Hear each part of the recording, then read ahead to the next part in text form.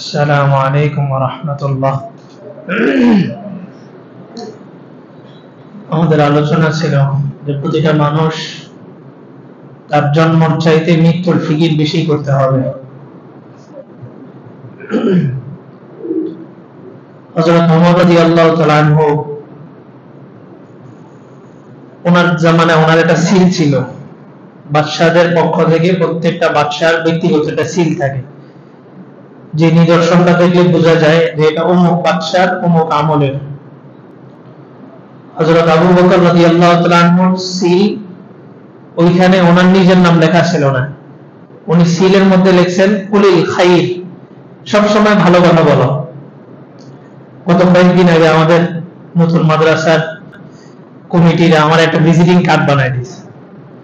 তো ওইটার মধ্যে টাইটেল দিয়েছে অনেকগুলা, ইমাম, খতিব, পরিচালক, এটা ওইটা। অথচ আবু বকর, ওমর, ওসমান এদের জান্নাতের সার্টিফিকেট দেওয়া, এর নামটাও ব্যবহার করতে পারতেছে না। আবু বকর সিল বানাইছে কুলিল খাইর, সবসময় ভালো কথা বলো। তো যেখানেই লেখা থাকবে কুলিল খাইর, তার মানে বুঝতে হবে এই সিলটা কার? হযরত আবু বকর। আর ওমর রাদিয়াল্লাহু তাআলা আনহু যিনি ৬৬ লক্ষ বর্গ মাইল শাসন করছেন, অর্থাৎ আমাদের বাংলাদেশ ৫৬,০০০, বাংলাদেশ ৫৩০টা বাংলাদেশের সমান। এত বড় রাজত্ব উনি পরিচালনা করছেন। উনি ওনার সিলের মধ্যে নিজের নাম লেখেন নাই, লিখছেন কাফা বিল মাউতি ওয়াইজা, মৃত্যুর কথা বেশি বেশি স্মরণ করো, এটাই তোমার জন্য যথেষ্ট। চুরি করতে যাবে তো স্মরণ করো যে মৌত একদিন আসবে, চুরি বন্ধ হয়ে যাবে। সুদের কারবার করতে যাবে, মৌতের কথা স্মরণ করো, সুদ বন্ধ হয়ে যাবে। একজন মানুষের সাথে মারামারি করবা, একটু ভাবো যে এই মুহূর্তে যদি তোমার মৃত্যু আসে, দুনিয়ার অন্যরা মনে কষ্ট পাইলেও যার সাথে তুমি খারাপ ব্যবহার করছো এই লোকটা খুশি হবে, আর মাফ করার কোনো সুযোগ নেই। তো উনি ওনার সিলের মধ্যে লিখছেন কাফা বিল মাউতি ওয়াইজা, যে মৃত্যুর কথা স্মরণ করলে এটাই যথেষ্ট, একটা মানুষকে একদম মানুষ বানায় দিবে, মানুষত্ব ফিরিয়ে দিবে।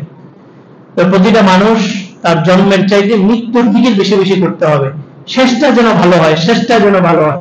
সারা জীবন নামাজ, রোজা, হজ, যাকাত সব কিছু করলো, কিন্তু মৃত্যুটা ভালো হয়নি। মৃত্যুটা হয়েছে যে কোনো একটা অন্যায় কাজ করতে গিয়ে মৃত্যুটা হয়েছে। ঠিকানা কোথায়? জাহান্নাম। খায়রুল আমালি আল খাওয়াতিম, শেষ ভালো যার সব ভালো তার। এই জন্য মৃত্যুটা যেভাবে কিভাবে ইমানের উপর হতে পারে, ৬টা সুন্নতের প্র্যাকটিসের কথা চলতেছিল, যে ৬টা সুন্নত যদি কেউ পালন করে তার মৃত্যুটা ইমানি মৃত্যু হবে। ৬টা সুন্নতের মধ্যে ১ নাম্বার ছিল মেসওয়াক করা, ২য় নাম্বার ছিল ওযুর পরে কালিমা শাহাদাত পড়া। এই প্রত্যেকটা সুন্নত এমন যে সুন্নতের ব্যাপারে রাসূল জান্নাতের গ্যারান্টি দিয়েছেন, ঈমানের গ্যারান্টি দিয়েছেন।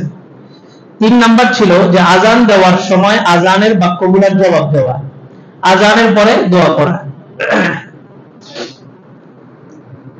এরপর ৪ নাম্বার ছিল একটা দোয়া সবসময় করা, রব্বানা লা তুযিগ কুলুবানা বা'দা ইয হাদাইতানা ওয়া হাব লানা মিন লাদুনকা রাহমা, যে আল্লাহ আপনি আমাকে ইসলামের পথে আনছেন, আমাকে মুসলমান ঘরে জন্ম দিয়েছেন, আমি কোনো আপিলও করিনি, আমাকে মুসলমান ঘরে জন্ম দিয়ে আমাকে হেদায়েত দিয়েছেন।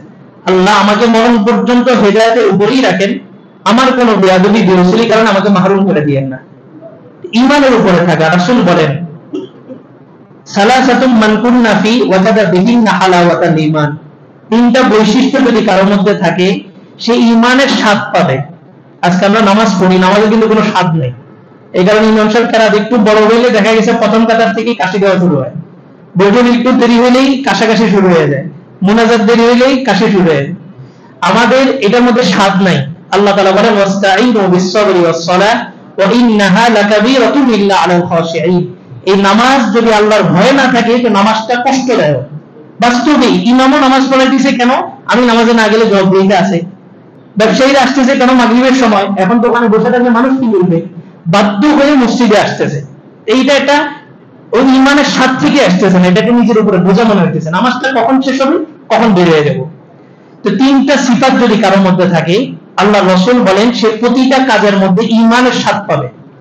১ নাম্বার আল্লাহু ওয়া রাসূলুহু আহাব্বু ইলাইহি মিম্মা সিওয়াহুমা, আল্লাহ এবং আল্লাহর রাসূল তার কাছে পৃথিবীর সব কিছুর চাইতে বেশি পছন্দের হতে হবে।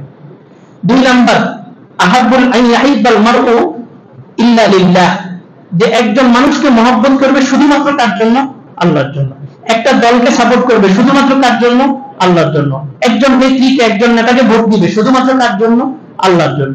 3 নাম্বার আইয়াকরাহা আইয়াউদা ফিল কুফরি বাদা আন কাযাহুল্লাহু মিনান নার, যে একজন মানুষ দ্বীনের পথে আসার পরে আবার কুফরিতে যাওয়া তার কাছে এতটা কষ্ট হবে যে কামা ইয়াকরাহু আইয়াকযিফা ফিন নার, তার হাতের মধ্যে যদি আগুনের আঙ্গার দেওয়া হয় এটা যতটা কষ্ট, মুমিন হওয়ার পরে আবার কুফরিতে যাওয়া তার জন্য এতটা কষ্টকর হবে।